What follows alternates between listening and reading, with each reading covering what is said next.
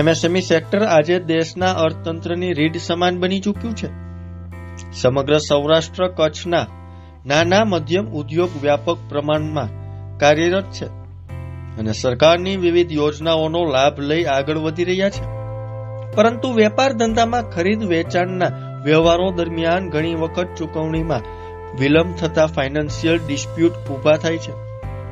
આવા સંજોગોમાં MSME act 2006 અંતર્ગત વેપારીઓને કાયદેસર રીતે રિકવરી મેળવવાનો અધિકાર આપવામાં આવ્યો છે.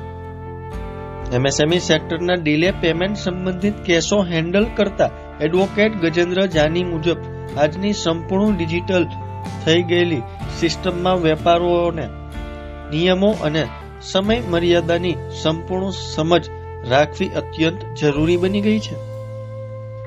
તો ત્યારે જુઓ અમારો ખાસ અહેવાલ. અત્યારના સમયમાં આખું માળખું જો તમે જોવો તો તમને ખ્યાલ આવશે કે એન્ટાયર સિસ્ટમ ઇઝ ડિજિટલાઇઝડ અને આ ડિજિટલ સિસ્ટમની અંદર તમારા બુક્સ ઓફ અકાઉન્ટથી માંડી બેન્કિંગ ટ્રાન્ઝેક્શન્સ અને બધા જ ફાઇનાન્શિયલ ટ્રાન્ઝેક્શન્સ ઇન્ટરકનેક્ટેડ હોય છે.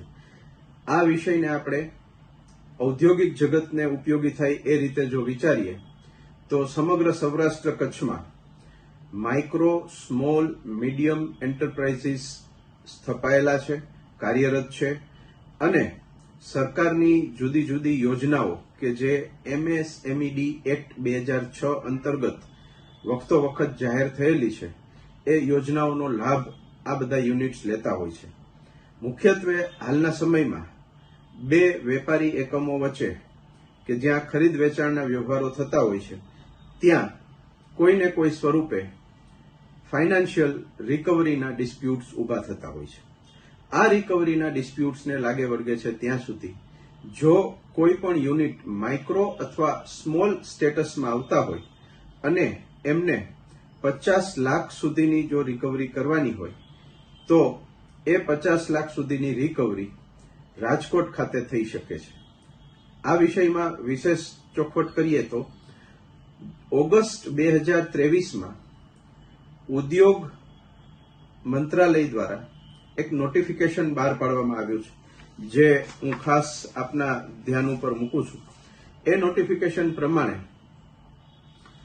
સમગ્ર સૌરાષ્ટ્ર કચ્છના જુદા જુદા 7 જિલ્લાઓ એટલે કે દ્વારકા, જામનગર, પોરબંદર, જૂનાગઢ, મોરબી, કચ્છ, રાજકોટ આ બધા જ જિલ્લાઓ જે છે એ રાજકોટ ખાતેની MSEFC એટલે કે micro small enterprises facilitation council અંતર્ગત આવરી લેવામાં આવ્યા છે.